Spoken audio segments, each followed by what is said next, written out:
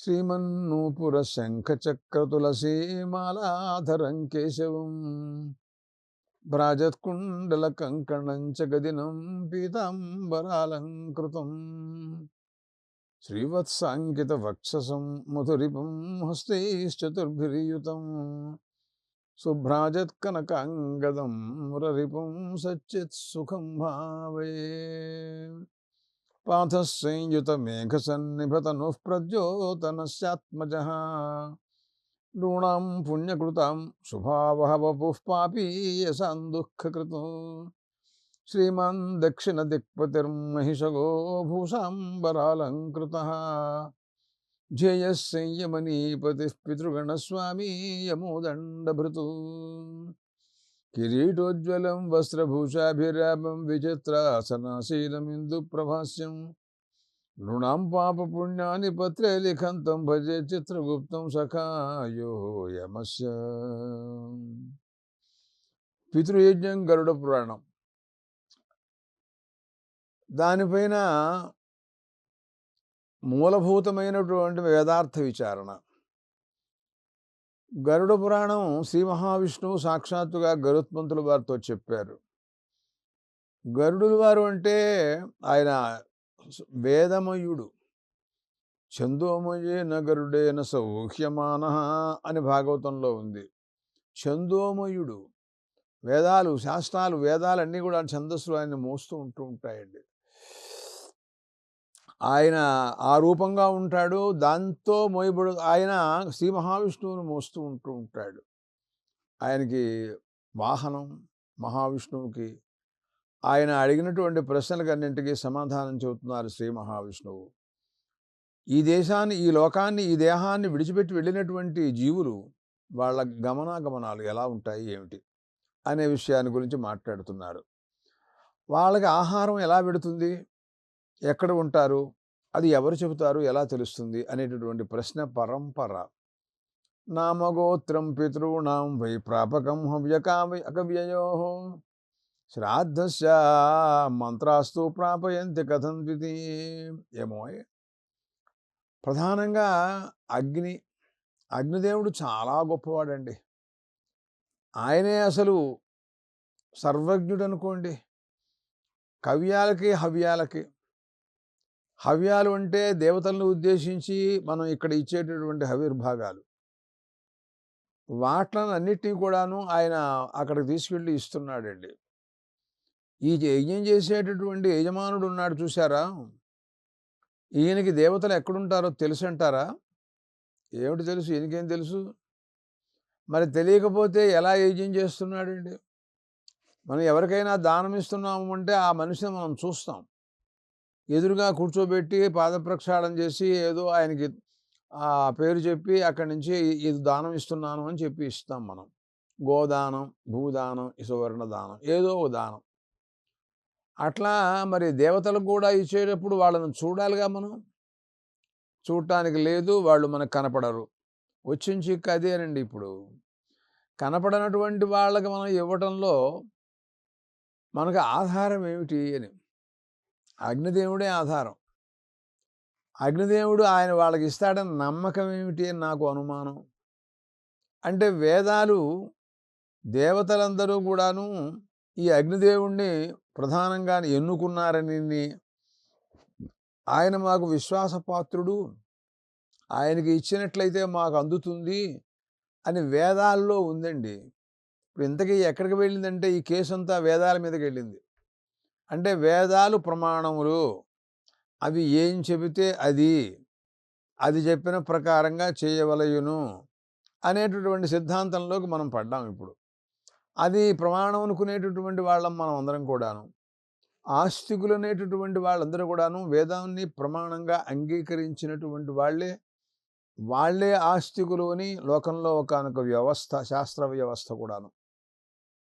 అంటే దేవుడు ఉన్నాడా లేడా అనే దానికంటే కూడా వేదములు ప్రమాణములా అప్రమాణములా అనేటటువంటి పాయింట్ పైన వేదములు ప్రమాణములు అని ఎవరైతే నమ్ముతారో అదిగో అలాంటి వాళ్ళు ప్రామాణికులు, విశ్వాసపాత్రులు, అంగీకరించదగిన వాళ్ళు అని శాస్త్రాలు చెబుతున్నాయి. అందువలన ఆ మంత్రాలు మనకి ఏ రకంగా ఉపదేశిస్తున్నాయో ఆ రకంగానే మనం ఇక్కడ చెబుతున్నాం. అవేం చెబుతున్నాయంటే అగ్నిదేవుడిని నమ్మండి. ఆయనకి దేవతలు ఎక్కడుంటారో తెలుసు, పితృదేవతలు ఎక్కడుంటారో తెలుసు. కాబట్టి వాళ్ళకందరికీని ఏర్పాటు చేస్తాడు. అంటే ఇంతమందికి ఒక్కడెలా చేస్తాడండి నాకు అనుమానం. అంటే ఆయన చాలామందిని ఆయనకి నమ్మకస్తులను కొంతమంది పెట్టుకుంటూ ఉంటాడు. లోకంలో గూడా ఒకానొక మహా గొప్ప రాజుగారు ఉంటాడనుకోండి. ఆయన ఒక్కడు ఏం చేస్తాడు? ఎక్కడో ఆయన సింహాసనం మీద కూర్చుంటాడు. అంతఃపురంలో ఉంటాడు. కానీ మంత్రి గారు ఆయన కింద పనిచేసే వాళ్ళందరూ కూడాను విశ్వాసపాత్రులే ఉంటారు. వాళ్ళని పెట్టుకుంటాడనమాట. అట్లాగే ఒకానొక కంపెనీ నడిపిస్తున్నటువంటి వాడు ఉంటాడు. వాడికి కూడా నమ్మకస్తులైనటువంటి ఉద్యోగస్తులు కొంతమంది ఉండాలి. లేకపోతే వచ్చిన వాడల్లా వచ్చిన లాభాల్లో వాడు కాజేస్తూ ఉంటే ఆ మొన్నాడి నుంచి అది దివాళా తీస్తుందది. అందుకోసమని విశ్వాసపాత్రులు ముఖ్యం మనకు అన్నింటికంటే ముందు. అటువంటి వాళ్ళల్లో మొదటివాడు అగ్నిదేవుడు. ఆయన కొంతమందిని ఇంకా పితృగణంలో అగ్నిశ్వాత్తులు మొదలైన వాళ్ళందరినీ కూడాను ఎన్నుకుంటాడాయన. వాళ్ళ ద్వారా అన్ని పనులు ఆయన చేయించుకుంటూ ఉంటాడు. ఇలా నడుస్తూ ఉంటుంది వేదాలలో ఉండే కథ అంతా. గరుడ పురాణం కానీ, వేదాలు కానీ ఇవన్నీ కూడాను ఈ రకమైనటువంటి వీట్ల మీద ఆధారపడి ఉంటూ ఉంటాయి. దాంట్లో వారంటారు, వాళ్ళకి పితృదేవతలకి ఇక్కడ మనం ఇచ్చేటటువంటి కుమారులు ఇచ్చేటటువంటి శ్రాద్ధాదుల వల్ల అది వస్త్రదానం కానీ, దాని అన్నం కానీ, ఇంకా పిండదానం ఇలాంటివన్నీ కూడా ఏవైతే ఉంటాయో ఆ గోత్రాలు నామా చెప్పాలి. ఫలానా వారికి శర్మణే, ఫలానా గోత్రాయ అది. ఆ 2 చాలా అవసరం అన్నమాట. అలాంటి వాళ్ళని నామగోత్రం పితॄణాం వై ప్రాపకం హవ్యకవ్యయోః. ఆ నామగోత్రాలున్నాయే అవి కూడా చాలా అవసరం ఉండాలి. పైగా మంత్రాలండి శాస్త్రీయమైనటువంటి మంత్రోచ్చారణ ఉండాలండోయ్ గుర్తుంచుకోవాలి మనం. అపస్వరాలు, ఒక అక్షరానికి మరొక అక్షరం తోచినట్టుగా వ్యవహరించడం, అసలు ఏదో మంత్రం చెప్పడం అక్కడ. అసలు చెప్పవలసినటువంటి మంత్రం వాడికి రాదు. దాని బదులుగా ఏదో రకం చెప్పేశాడు. అంచేత అలాంటివి కాకుండా శ్రాద్ధస్య మంత్రాస్తు ప్రాపయంతి కథం ద్వితి అని ఈ రకంగా ఆ గరుత్మంతుల వారు అడిగారు శ్రీ మహావిష్ణువునమాట. వీటిలన్నిటికీ సమాధానం చెబుతూ ఆయన మాట్లాడతారు. మనం ఇచ్చేటటువంటివన్నీ కూడాను వాళ్ళకి నామగోత్రపూర్వకంగా మంత్రోచ్చారణ పూర్వకంగా బ్రాహ్మణి చేతులు దానం చేయటం అనేటటువంటిది ఉందే, అది వారికి ఆహారమై వాళ్ళకి తృప్తిని కలగజేసి ఆనందంగా ఉంటుంది అని అంటున్నారు. వాడంటాడు, ఏమండి ఇప్పుడు కొంతమంది ప్రశ్నలు దీనిపైన ఎక్కడో ఏ లోకంలో ఉన్నారో తెలియదు, వాళ్ళకి చెందుతుంది అని వీళ్ళు నమ్ముతున్నారు. పైగా వేదాలు చెప్పేట గరుత్మంతుల వారికి మహావిష్ణువు చెప్పారట, గరుడ పురాణంట వ్యాస మహర్షి రచించాడట. అందుకోసమని వీళ్ళు ఇక్కడ బ్రాహ్మణ చేతిలో పెడుతున్నారు. వాళ్ళ పితృదేవతలకి తండ్రి తాత ముత్తాతలు అలాంటి వాళ్ళందరికీ అందుతుంది అని వీళ్ళు చెబుతున్నారు కదా. నేనేం చేస్తానంటే మాకు సంబంధించినటువంటి సోదరుడు లేకపోతే తండ్రో మరొకడో బంధువు ఒక ఆయన అమెరికాలో ఉన్నాడు, అదే ఢిల్లీలో ఉన్నాడు. ఆయనకి అన్నం లేక ఇబ్బంది పడుతున్నాను, చాలా కష్టంగా ఉంది నాకు అని ఫోన్ చేశాడు. అప్పుడు ఏం చేస్తానంటే ఓ బ్రాహ్మణుని పిలిచి ఇక్కడ భోజనం పెట్టి ఈ భోజన ప్రభావం చేత అతనికి సంతృప్తి కలుగుగాక, వాడికి ఆకలి తీరాలి, వీడికి ఇక్కడ చలిగా ఉంటుందని ఒక దుప్పటి ఇచ్చాను, ఈ దుప్పటి వాడికి వెళ్ళిపోయి ఎక్కడికి వెళ్ళి వాడి మెడలో పడాలి, వీడికి రగ్గు ఇచ్చాను నేను, ఈ రగ్గు కాస్త వాడికి వెళ్ళి ఆగాలి, వాడికి శైత్యం తగ్గిపోవాలి అని ఏదైనా చేద్దామంటారా? ఏదైనా ఉంటే చెప్పండి, ప్రణాళిక ఇదంతా చేస్తాం. మీరు చేస్తున్నారుగా. ఎక్కడో పోయి ఉన్నవాడు ఎక్కడో తెలియనటువంటి వాడికే చేస్తున్నప్పుడు ఎదురుగా కనపడుతూ మనకి వాడు దూరంగా ఉన్నాడు, పాపం రాలేడు, ఇబ్బంది పడుతున్నాడు, పోనీ ఇవ్వకూడదా అని ఇలాంటి ప్రశ్నలు ప్రపంచంలో చాలామంది ఇప్పుడు వేసేటటువంటి ప్రశ్నలన్నీ అవే. కానీ వాళ్ళు ఒక విషయం కూడా గుర్తిరగాలి. ఈ మంత్రాలు మనకు ఏం చెబుతున్నాయంటే, ఈ మంత్రాలు పోయినటువంటి వారిని ఉద్దేశించి మనం ఇక్కడ శ్రాద్ధం పెట్టమని చెప్పాం, కానీ బతికున్న వాడికి శ్రాద్ధం పెట్టమని ఎవడూ చెప్పలా. నువ్వు చెప్పేదేమిటి? ఎక్కడో ఒక ఢిల్లీలో ఉన్నవాడికి ఆకలి తీరడం కోసమని ఇక్కడ అన్నం ఒక బ్రాహ్మడికి ఇస్తే వాడు తింటే వాడికి ఆకలి తీరుతుందా అని కదా నీ ప్రశ్న. అంటే శ్రాద్ధం పెట్టినట్టుగా ఇంచుమించుగా. ఓరి నాయనా! అది కాదురా అబ్బాయి. పోయినటువంటి మరణించినటువంటి జీవుల్ని ఉద్దేశించి శ్రాద్ధాదులు బయలుదేరాయని మనకి శాస్త్రాలు చెబుతున్నాయి కానీ, బతికున్న వాళ్ళ గురించి ఇక్కడ భోజనాలు పెట్టమని ఎక్కడా లేదది. అలాంటి విధానం ఉన్నట్లయితే మనం చెయ్యొచ్చు. అది లేదు గదా! సరే, నాకు ఇంకో ప్రశ్న. ఏమిటంటే, మీరు మంత్రాలు చెబుతున్నారు బావుందండి. ఈ మంత్రోచ్చారణ చేస్తున్నారు. దీనివలన అవి వీరికిచ్చినటువంటి దాన ధర్మాలన్నీ కూడాను అవి అవతల ఎక్కడో లోకాంతరంలో ఉన్నటువంటి ఎక్కడున్నాడో తెలీదు వాళ్ళ పితృదేవతలు వాళ్ళకి చెందుతాయి అన్న నమ్మకం ఎట్లా? ఎందుకంటే మంత్రాలంటే వర్ణాలే గదండీ! అక్షరాలే గదా! అవి జడాలు.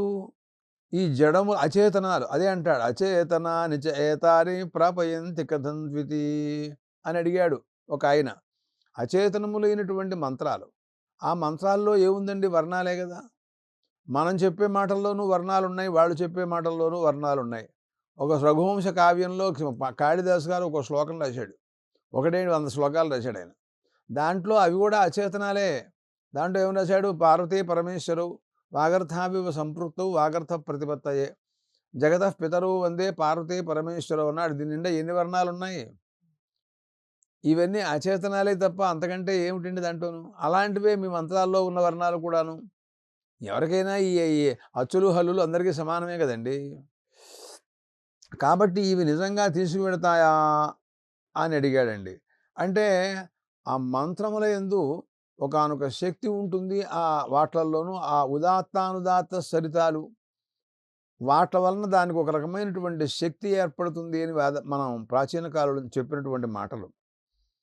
అది ఆ ఉదాత్తానుదాత్త స్వరితాలు గనక శాస్త్రసమ్మతంగా పాణిని మహర్షి ఆయన వ్యాకరణంలో ఉదాత్తానుదాత్త స్వరితాలు ఎలా పదాలకు ఉచ్చరించాలో ఏం వస్తుందో ఆయన చెప్పాలి ఆ విషయం. అవి వేదమంత్రాలకు సంబంధించినటువంటివిగానే ఉన్నాయి. కాబట్టి ఆ ఉదాత్తానుదాత్త స్వరితాలు నా శ్లోకాలు కూడా పెడతాను నేను అని ఎవడైనా అన్నాడనుకోండి, పెడితే పెట్టొచ్చు, దానిదేముంది? పెట్టినంత మాత్రం చేత వేదమైపోతుందా? ఇప్పుడు ప్రస్తుతం ఏంటంటే వేదాలు అందరూ ఎందుకు చదవకూడదు? మేము చదువుతాం. వాళ్ళు చేయటం ఏమిటి? మేమెందుకు చేయకూడదు? ఇదే కదండి రోజు వాదం. చేయటమే, దాని గురించి ప్రశ్నేం లేదు. అంటే అది ఫలితం వాళ్ళకు కూడా ఫలితం అక్కర్లా. వాళ్ళు చేశారు కాబట్టి నేను చేస్తున్నా. వాళ్ళకే అధికారం ఏమిటి? నాకెందుకు ఉండకూడదు? ఇదే తప్ప అంతకంటే ఏం లేదు. దీంట్లో సాధించేది ఏమీ లేదు. అక్కడంటుంది శృత్యాతు బోధితార్థస్యాపి యూషత్వాది రూపత అని సమాధానం చెప్పాడండి ఆయన. శృత్య అంటే వేదాల చేత చెప్పబడినటువంటి విషయం ఉన్నాయి. అవి అమృతంతో సమానమైనటువంటివిగా వర్ణించారు శ్రీ మహావిష్ణువు గరుత్మంతుల వారితో మాట్లాడుతూ. అందువలన అదే వేదాల్లో కూడా ఏతస్య యజుషో వీర్యేణ అని అంటుందండి. ఈ యజస్సు యొక్క వీర్యం, శక్తి, సామర్థ్యాల వలన ఆ మంత్రములు ఆయా ఏ లోకంలో ఉన్నప్పటికీ అక్కడ వాళ్ళకి వెళ్ళి ఆహారంగా మారిపోతాయి అన్నాడు. అగ్నిస్వాత్తాదయస్తేషాం ఆధిపత్యే వ్యవస్థితా అన్నన్నయంతి తత్రైతే జంతుర్యత్ర అవతిష్టతే అని ఆయన సమాధానం చెప్పారండి. అగ్నిస్వాత్తాదులని అగ్నిస్వాత్తాః కవ్యవాహనాదయ అని కొంతమంది పితృదేవత గణాలు అంటారు వీట్లని. వాళ్ళని కొంతమందిని పెట్టారండి. వాళ్ళకి ఈ లోకంలో ఎక్కడ పితృదేవతలు ఉన్నారో అన్ని అడ్రస్సులు వాళ్ళ చేతిలో ఉంటాయి. మనకేదైనా వివరణ కావాలంటే ఫోన్ వాళ్ళకి ఒక కంపెనీ ఉంటుంది. వాడికి చెప్పేస్తే ఫలానా వారి ఫోన్ ఇదండి మనకి ఇన్ఫర్మేషన్ ఇచ్చేస్తాడు. అట్లాగే పితృదేవతలు ఎక్కడున్నారో ఏమిటో వాళ్ళకి ఆహారం మనం పంపించాలి అనుకుంటే అగ్నిశ్వాత్నాదులని కొంతమంది పితృదేవత గణాలు ఉన్నారు. వాళ్ళతో చెప్పేస్తే మనం ఇచ్చినటువంటి ఆహారాన్ని వాళ్ళు అక్కడ ఉన్నటువంటి పరిస్థితులలో ఏ లోకంలో ఉంటారో ఆ లోకంలో ఏ ఆహారం తింటారో ఆ ఆహారంగా వాళ్ళు మార్చేసి ఇస్తారు కూడా. మామూలుగా అందించడం కాదు. ఇక్కడి నుంచి తీసుకెళ్ళి నువ్వు తిన్నదేమిటి ఇక్కడ మనం తినేది మనందరికీ తెలుసు రోజు గారెలు, బూర్లు వగైరా. ఇవన్నీ కాదు. ఇవన్నీ ఇక్కడ బ్రాహ్మణ భోజన ప్రభావం చేత ఇవన్నీ మారిపోయి, ఏ లోకంలో ఉంటాడో ఆ లోకంలో వాళ్ళకక్కడ ఆహారం ఏమిటో ఆ రూపంగా ఆ అగ్నిశ్వాత్తాదులందరూ కూడాను తీసుకెళ్ళి తీస్తారటండి. నామగోత్రాలు మాత్రం జాగ్రత్తగా మనం ఉచ్చరించాలి. కాలే న్యాయగతం పాత్రే విధనా ప్రతిపాదితం అపి యో నిశతం ప్రాప్తా తాన్ తృప్తిరుపతిష్ఠతి అన్నారండి. కాలంలో ఏ రోజున మనం ఇక్కడ అతనికి ఒక రకమైన రోజు ఉంటుంది, తిథి ఉంటుంది. మన వాళ్ళు ఈ మధ్యన చూడండి పుట్టినరోజు పండగ, వివాహం అయినప్పుడు కూడా కొత్తగా మొదలెట్టారు ఈ మధ్యన. వివాహం చేసుకున్న రోజుట ఇక్కడ ఉత్సవం. ఇంకా ఇంకా ఏం చేసుకుంటారో నాకు తెలీదు. కాబట్టి ఇలాంటివన్నీ కూడా రాను రాను బాగా తెలివితేటలు ముదిరిపోయినాయి. అలాగే వాడికేదో ఒకరోజు వాడు పోయినటువంటి తేదీ ఉందనుకుంటే, ఆ రోజున విధినా ప్రతిపాదితం. అంటే ఏ రకంగా చేయమని చెబుతుందో ఆ రకంగానే కాలం, దేశం, పాత్రత, మరి మంత్రం, విధానం, అధికారులు ఎవరు, ఎవరు చెయ్యాలి, ఏ సమయంలో చేయాలి, ఆ శ్రాద్ధానికి కాలం ఏమిటి, ఇదిగో ఎన్ని నియమాలన్నీ ఉంటాయి దాని నిండా. నాకు తోచినట్లుగా నేను వ్యవహరిస్తాను అంటే కాదు. అమాంతంగా ఎంత పొట్లం కట్టి, దాంట్లో ఏదో ఒక లడ్డు ముక్క పెట్టి, అమాంతంగా ఇది ఢిల్లీ వెళ్ళిపోగా కానీ విసిరితే వెళ్ళదది. దూరం వెళ్ళి గోడావతల పడుతుందది. దానివలన వాడికేం తృప్తి కలగదు. అందుకోసమని అపియో నిశితం ప్రాప్తాస్తాం తృప్తిరుపతిష్ఠతి. అంటే లోకంలో మనకి ఈ న్యాయగతం అన్నాడండి. ప్రత్యక్ష ప్రమాణం ఒకటుంది. అంటే ఎదురుగా కనపడుతున్నటువంటి వ్యక్తి మనకు కనపడితే ప్రమాణం, లేకపోతే లేదు. అనుమాన ప్రమాణం, దీనివల్ల ఊహ చేస్తాడు. ధూమాన్ని చూచాడు, ఇవన్నీ ఉంది అని ఊహ చేశాడు. అలాగా. కానీ అన్నింటికంటే పరమ ప్రమాణం ఏంటంటే వేదములు. అది శబ్ద ప్రమాణం అంటాం మేము. అది ఇలా ఆ రకమైనటువంటి అది ఏం చెబితే అది మనం ప్రమాణభూతంగా అంగీకరించక తప్పదు. దాన్ని ఎవరు చేసిన వాళ్ళు లేరు, సవరించడానికి లేదు. స్వరాలు తేడా వస్తే నాశనమైపోతాడని వేదాలలో ఇంద్రశత్రుర్వర్ధ స్వస్వాహ అన్నతోడు జరిగిందని పాణిని శిక్షలో అడుగడుగునా మనం చెబుతూనే ఉన్నాం. ధాన్యమసిధిని దేవాను అని అంటున్నాడండి. అంటే ఒక పురోడాశ శకలం పెట్టి అక్కడ ధాన్యం, అలాగా పిండి, అలాగే తండులాలు అవి పెట్టి దేవాంధుని ప్రేణయ, నువ్వు దేవతలకు సంతోషాన్ని కలగజేయి అని ప్రార్థన. అంటే ప్రార్థనేనండి ముఖ్యం. చూడండి, లోకంలో మనం ఎవరైనా ఒక అతిథి వచ్చాడు, లేకపోతే పిలుచుకొచ్చాం, ఆయనకి ఆయన ఏం తింటాడో మనకి తెలియదు అసలు. మనం ఏదో పెట్టాం, మనకు తోచినట్టుగా మనం పెట్టాం. కానీ ఆయన పాపం తింటల్లా. ఎందుకంటే ఆయనకి తింటే అరగవో, లేకపోతే పడవో. ఇప్పుడు అందరికీ బీపీలు, షుగర్లు కదండి. ఏం చేయాలి? అక్కడ ఆయన, అయ్యా తమరు దయచేశారు, చాలా సంతోషం, కానీ మీకు అనుగుణంగా మేము చేయలేకపోయినామండి, ఏం చేయాలో మాకు అర్థం కాలేదు అంటూ ఆయన్ని గౌరవంగా, మర్యాదలతో, మాటతో ఆయన్ని చాలా గౌరవించినట్లయితే ఆయన బాగా పెట్టినా తిన్నదానికంటే ఎక్కువ ఆనందపడతాడు ఆయన. దానిదేముందిలేండి, పాపం మీకు తోచింది మీరు చేశారు, దానిదేముంది, మీ శక్తి ప్రకారంగా. కొంతమంది ఇవ్వలేని వాళ్ళు కూడా ఉంటారు. ఎవరికి ఎంతని మనం ఇవ్వగలమండి? ఒక ఆయన పిలిస్తే ₹1,00,000 ఇస్తాడేమో అని నేను వచ్చాను అని అన్నాడు ఆయన. ఆయన వీడికి ₹10 ఇచ్చాడు. ఓరి నాయనో! ₹10కి ₹1,00,000కి ఏమైనా సంబంధం ఉందా? అట్లా మనం చెప్పలేం. కానీ ప్రధానమైనటువంటి అంశం ఏంటంటే చాలా వినయం, విధేయతలు, గౌరవం, మర్యాద అవన్నీ కూడా ఉండాలి. ధాన్యమసిధి నిహుదేవా నిత్యాహ ఏతస్య యజుషో వీర్యేణ. యజుషో వీర్యేణ అని చెబుతోందండి శృతి. ఈ మంత్రోచ్చారణ ప్రభావం అన్నమాట దానికి అర్థం. అది ఏమవుతుందంటే యావదేకా దేవత కామయతే యావదేకా తావదాహుతి ప్రథతే. ఆ దేవత ఎంత ఆహారం కోరుతోందో అంత ఆహారంగా ఇది పరిణమిస్తుందిట. మనమిచ్చేది చాలా తక్కువ అండి. సృక్కని మన దగ్గర ఒకటి ఉంటుంది వాడి చేతిలో. దాంట్లో చిన్న గుంట ఉంటుంది. ఆ గుంటే ఎంత ఉంటుంది? ఎంత ఉంటుంది అది. దాంట్లో వాడు ఇంకా అంతకంటే కొద్దిగా పెడతాడు. ఏదో అన్నమో, పురోడాశమో, ఆజ్యమో. దాన్ని ఇస్తూ ఎంత దేవత అండి, ఆ దేవత మామూలా? మీరు చూడలా? దేవతలు మీరు చూసారా ఇప్పుడు? నేను చూశానండోయ్. ఆయన ఎవరో తెలుసా? వాయువుని చూడలేదు గానీ, వాయుపుత్రుడైనటువంటి ఆంజనేయ స్వామిని లంకలో అమ్మవారికి సీతమ్మవారి దగ్గర ఆయన తన శరీరం చూపించి, నేనంటే ఏమో అనుకున్నావమ్మా చూసుకో అంటూ పెరిగిపోయినట్టుగా రామాయణం ద్వారా విన్నా నేను. నేను కూడా చూడలేదు. అలాంటి వాళ్ళకి మనం ఇంత ఇస్తే ఎలా వాళ్ళకి అందుతుందండి? అంటే వాళ్ళు ఈ కాస్తని కూడా ఎంతో మహామేరుగా భావించి తీసుకుంటారట. ధాన్యమసి నిహుదేవా నిత్యాః ఏతస్యేజుషో వీర్యేణ యావదేకా దేవతా కామయతే యావదేకా తావదాహుతిః పృథతే నహి తదస్తి యత్తావదేవ స్యాద్ యావజ్జుహోతి. మనం హోమం చేసేది ఎంత స్వల్పమని మీరు అనుకోమోకండి. అక్కడ ఉండేటువంటి భావనా బలం, మంత్రబలం, శ్రద్ధాసక్తులు, పూజ్యులు దేవతలు అనేటువంటి భావన, వీట్ల వలన వాళ్ళకి సంతృప్తిని చెందిస్తుందన్నమాట. వాళ్ళు ఆనందపడతారు, సంతృప్తి పడతారు వాళ్ళు. వాళ్ళు సంతృప్తి పడటమే దానికి ప్రధానమైనటువంటి అంశం అక్కడ. ఇప్పుడు ఇంతకీ నాకు ఇంకొక అంశం అండి. దేవతలు కదా! వాళ్ళకి నిజంగా ఇక్కడి నుంచి మనం ఆహారం ఇవ్వాలా? దేవతలకు అమృతం వాళ్ళు మామూలుగా తాగుతూ ఉంటారు కదండీ రోజు.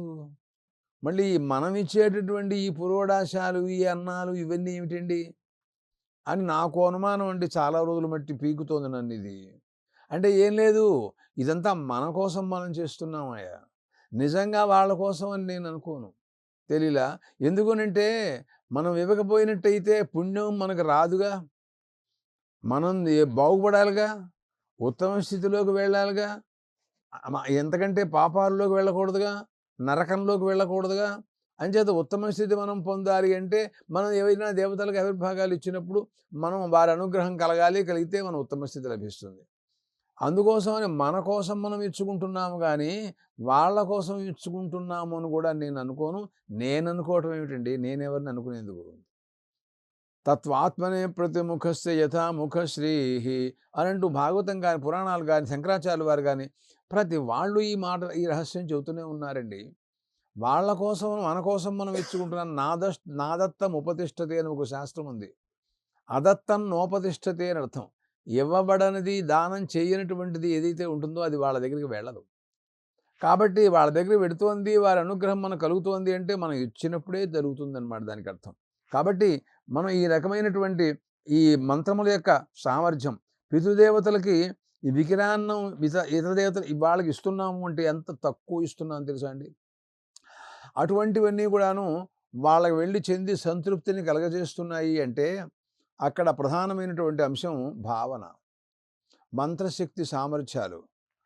వీళ్ళకు ఉండేటువంటి ఆ శక్తి దానివలన వాళ్ళు ఆహారం కొంచెం ఇచ్చినప్పటికీ వాళ్ళకి మహా గొప్పగా మేరుగా అవుతుందన్నమాట దానికి అర్థం అనే విషయాన్ని మనం గ్రహించాలి. ఇలాంటి వేదాల్లో ఎక్కడ చూసినా కూడాను అనేక విషయాలు 1, 2, 3 కాదండి, చాలా దృష్టాంతాలు. ఎందుకంటే కర్మకాండ అంతా అదే కదా. మనం ఏది చేసినా మనం దానం అంటాం, మనం మరేమో యాగము అంటాం. ఈ దానము, యాగము ఈ రెండు కూడాను ఎప్పుడు కూడా ద్రవ్యాన్ని ఇంకొకళ్ళకి ఇవ్వటమే కదా. అలాంటప్పుడు మన దగ్గర ఖర్చు అయిపోతుంది కదా, మరి అవతల వాళ్ళ దగ్గర చెందుతోంది కదా. మనం దానివలన అభివృద్ధిని చెందటం కోసమని ఇవన్నీ ఏర్పాటు చేసినట్టుగా వేదాలు మనకు వర్ణిస్తున్నాయి. అదే విషయాన్ని ఆధారంగా చేసుకుని గరుత్మంతుల వారికి మహావిష్ణువు కూడాను పితృదేవతలను ఉద్దేశించి కుమారులు ఇచ్చేటటువంటి దాన ధర్మాలని, అది శ్రాద్ధ భోజనాదులన్నీ కూడాను వారికి చెందుతాయి. దానివలన వారు తృప్తి చెందుతారు అనే విషయాన్ని వారు ప్రతిపాదన చేసి ఉన్నారు. మిగతా విషయాలు ఇంకా కొన్ని మనం ఈ శ్రీ మహావిష్ణువు చెప్పినటువంటి విషయాలు మాట్లాడాల్సినటువంటి అవసరం ఉంది. రాబోయేటువంటి ఎపిసోడ్లో మనం మాట్లాడదాం. స్వస్తి.